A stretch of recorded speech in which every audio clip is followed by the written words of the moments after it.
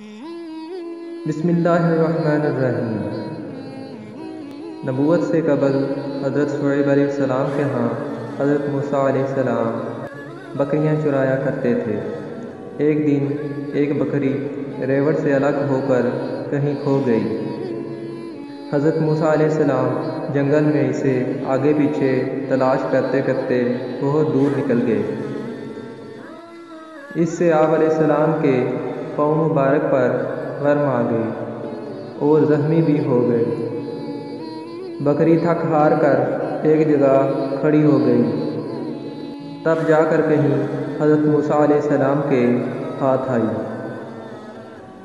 आप अलैहिस्सलाम ने इस पर बजाय गुस्सा और ज़दोकोब करने के इसकी गर्द जाड़ी और इसकी पुश्त और सर पर हाथ फेरने लगे। माँ की ममता की तरह इससे प्यार करने लगे। बावजूद इस कदर अज़ियत बर्दाश्त करने के ज़र्रा बराबर भी इस पर ज़ुरत और गैज़ो गज़ब न किया, बल्कि उसकी तकलीफ़ को देखकर आप अलैहिस्सलाम का दिल रकीक हो गया और आँखों में आंसू आ गए।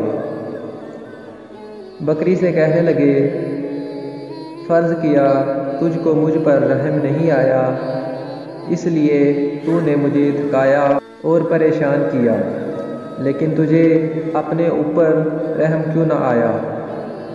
मेरे पाँव के आबलों और ज़ख्मों पर तुझे रहम न आया था, कम अज़ कम तुझे अपने ऊपर तो रहम आना चाहिए था।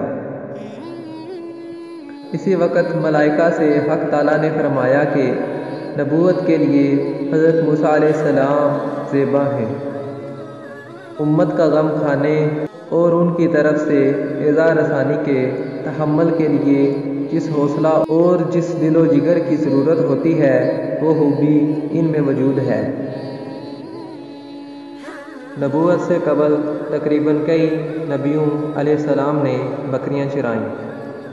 इसकी हिकमत ये है ताकि बकरियों के चराने से अंबिया कराम अलैहिस्सलाम का सब्र और वक़ार ज़ाहिर हो जाए।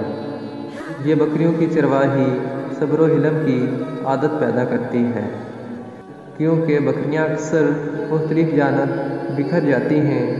इनके जमा रखने और निगरानी में परेशानी होती है। इस काम के लिए दिलो दिमाग का काबिल बर्दाश्त होना ज़रूरी होता है।